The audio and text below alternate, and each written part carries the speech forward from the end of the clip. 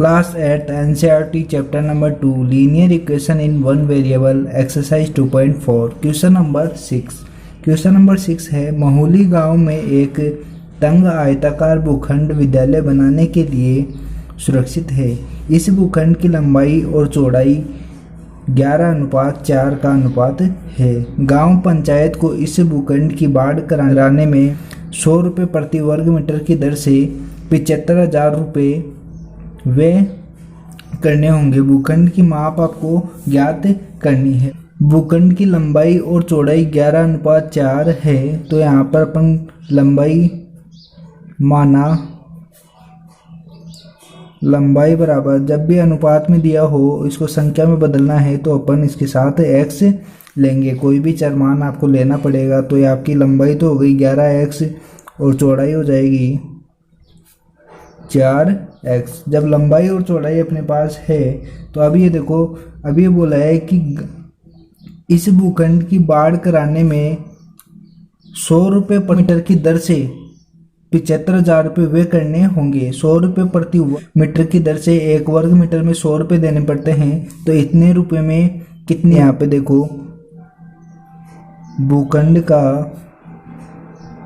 परिमाप क्या हो जाएगा 75,000 रुपये। तो अपन को क्या किया है, कुल व्यय किए हैं, तो यहाँ पे कुल व्यय बटे 1 मीटर बाढ़ का खर्चा। अब देखो कुल व्यय तो अपने पास कितनी है 75,000 रुपये और 1 मीटर प्रति वर्ग मीटर की दर से आपको ले रहे हैं 100 रुपये। तो यहाँ से जो 00 से तो 00 कट जाएगी, ये आएगा 750 मीटर। ये आपके पास 750 मीटर के रुपए हैं। क्या है 75,000 रुपये 750 वर्ग मीटर में बाढ़ कराने का। अब देखो ये आपके पास जो भूखंड है वो क्या है, आयताकार भूखंड है। तो यहाँ पे आयताकार भूखंड का परिमाप क्या हो जाएगा 2 गुना लंबाई प्लस चौड़ाई। यहाँ पे आयताकार भूखंड का परिमाप क्यों लिख रहे हैं, अपन को यहाँ पे भूखंड की माप ज्ञात करनी है। तो यहाँ पर देखो आयताकार भूखंड का परिमाप क्या होगा 2 गुना लंबाई प्लस चौड़ाई, और ये जो कुल भूखंड का परिमाप है वो कितना है 750 मीटर। तो यहाँ से लंबाई और चौड़ाई अपन निकाल सकते हैं। तो लंबाई 2 गुना लंबाई आपको दिया हुआ है 11x प्लस चौड़ाई है आपके पास 4x। यहाँ से क्या करना है, ये आपके पास प्रश्न अनुसार इक्वेशन बनी है। तो यहाँ पर x का मान निकालना है। तो ये 750 बराबर 11x और 4x कितना होगा 15x। अब देखो 15 को 2 से गुणा करोगे तो आएगा 30, 75 30x। अब देखो यहाँ पे x का मान निकालना है, तो ये 0 से तो 30 का इधर भाग देंगे, तो यहाँ पे x बराबर 750 बटे 30। 0 से 0 कटा, 3 से ही कटेगा कितनी बार 25 बार। x का मान आया है 25।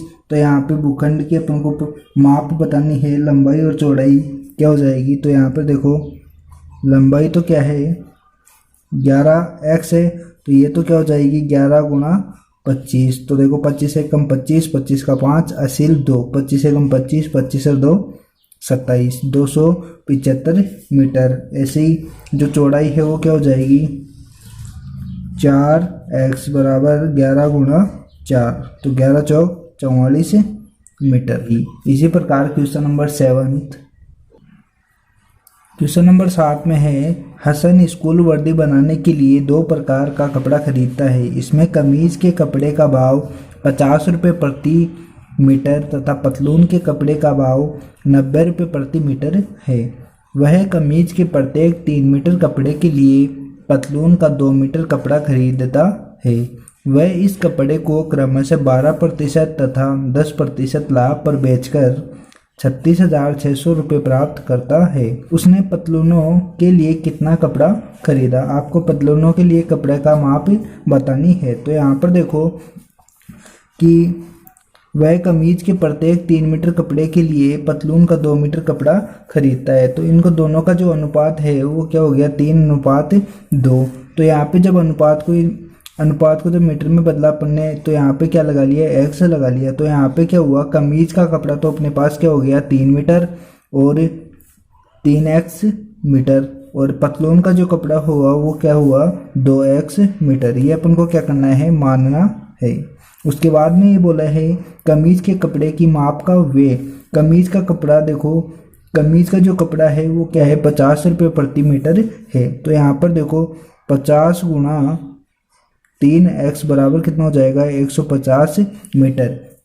ये तो क्या हुआ, कमीज का कपड़ा हुआ। अब देखो ये बोला है कि कमीज पर जो 12% का क्या करता है, लाभ कमाता है और फिर वो बेचता है। तो देखो 12% लाभ पर विक्रय मूल्य उसका क्या हो जाएगा, 12% लाभ कर रहा है तो मतलब 100% तो उसका पहले से प्राइस थी, उस पर 12% और बढ़ा दिया तो ये हो गया 112%। तो 112% किसका 112%, 150 का 12%, 112% कितना होगा, जब इसको काटोगे 1 0 से तो 1 0 कट जाएगा, इसको गुणा करके जब 10 का भाग दोगे तो ये आपके पास आएगा 168x।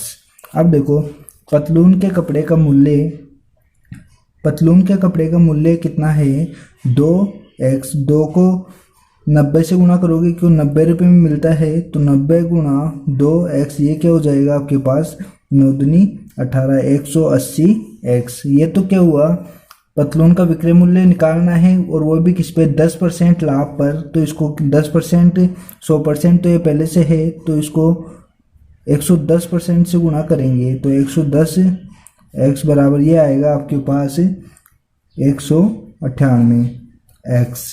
अब जो ये दोनों विक्रय मूल्य हैं, इन दोनों को, ये विक्रय मूल्य और ये विक्रय मूल्य, इन दोनों को जोड़कर 36,600 रुपये में वो क्या करता है, बेचता है। तो यहाँ पर देखो प्रश्न अनुसार 168x प्लस 198x बराबर 36,600।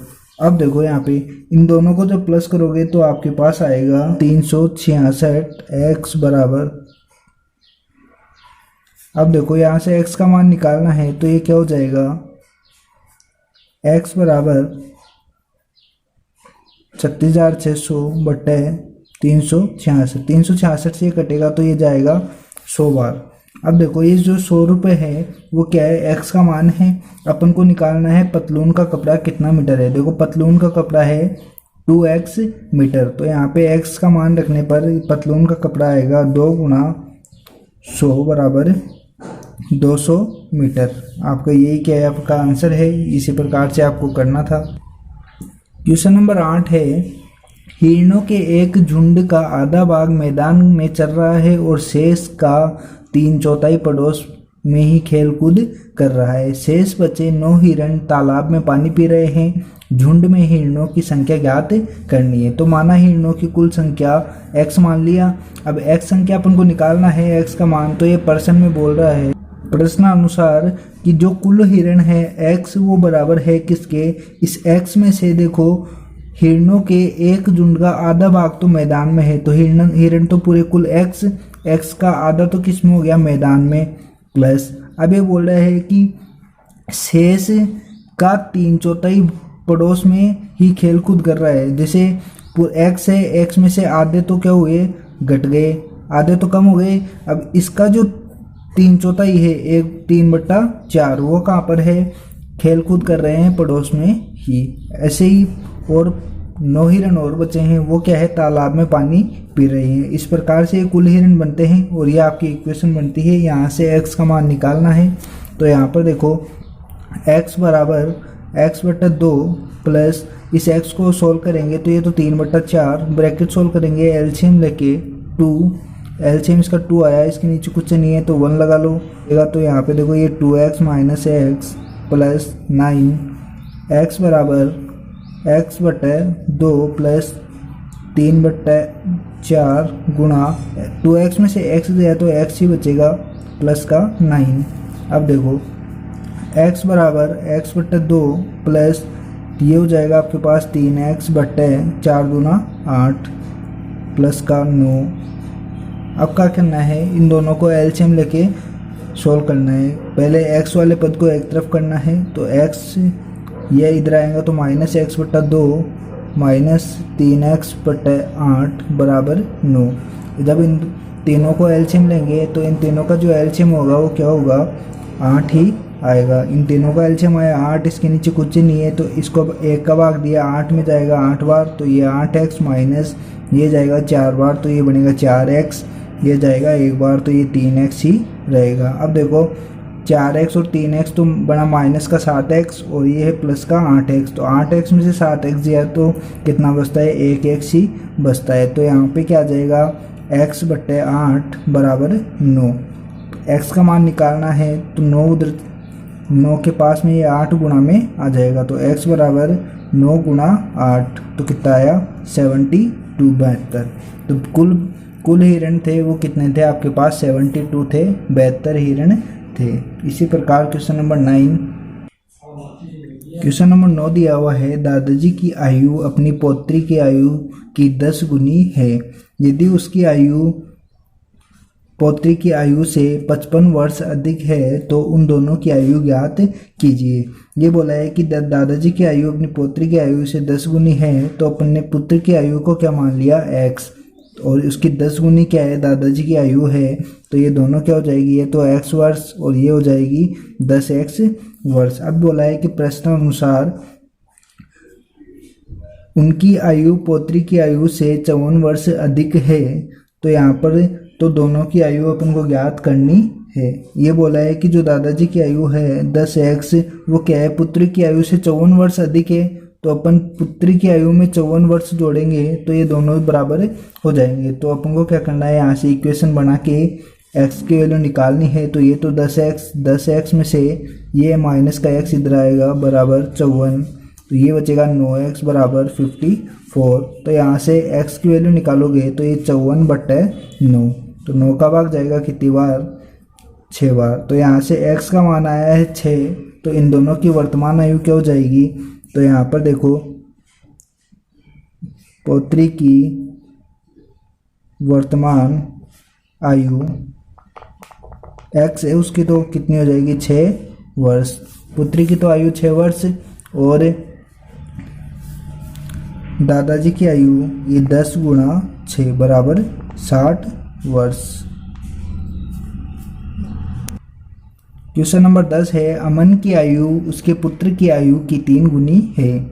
10 वर्ष पहले उसकी आयु पुत्र की आयु की 5 गुनी थी। दोनों की वर्तमान आयु ज्ञात कीजिए। अब ये बोला है कि पुत्र की आयु को अपन ने x मान लिया, तो देखो अमन की आयु क्या है, उसकी पुत्र की आयु के 3 गुनी है, तो ये क्या हो जाएगी, 3x हो जाएगी। अब बोला है कि प्रश्न अनुसार ये क्या बोला है कि 10 वर्ष पहले, तो दोनों की आयु में अपन ने क्या कर दिया, 10 वर्ष घटा दिया, जिससे 3x में से 10 घटा दिया और इस x में से 10 घटा दिया। ये तो है पुत्र की आयु, ये है अमन की आयु। अब ये बोला है कि पुत्र की आयु 5 गुनी थी। पुत्र की आयु जब 5 गुनी थी, 10 वर्ष पहले 5 गुनी थी, तो अपन ने पुत्र की आयु खुद 5 गुनी किया और दोनों को क्या किया, बराबर कर लिया। इस प्रकार से इक्वेशन बनी है। अब क्या करना है, यहाँ से x की वैल्यू आपको निकालनी है। तो यहाँ पर देखो ये तो 3x माइनस का 10 बराबर ये 5 गुना अंदर होगा तो ये 5x और ये 10 पंजे 50। अब देखो x की वैल्यू एक तरफ करना है, तो यहाँ पे देखो ये 3x 5x इधर आएगा तो माइनस का 5x बराबर माइनस का 50, ये उधर जाएगा तो प्लस का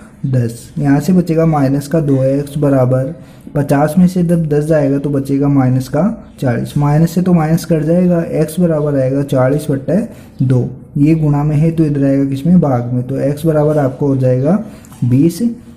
अब आपको बतानी है आयु बतानी है, तो यहाँ पे ये क्या हो जाएगी, पुत्र की वर्तमान आयु और अमन की वर्तमान आयु। तो देखो यहाँ पे पुत्र की वर्तमान आयु क्या होगी, x थी अपने पास तो x क्या है अपना 20 वर्ष। ऐसे ही अमन की वर्तमान आयु वो क्या है, 3 गुनी है, तो 3 गुणा 20 कितना हो जाएगा, 3 दूना 6 60 वर्ष। इस वीडियो को लाइक करें, चैनल को सब्सक्राइब करें और साथ ही बेल आइकन को दबा लें ताकि नेक्स्ट वीडियो का जो भी नोटिफिकेशन हो वो आपको मिल जाए। Thank you.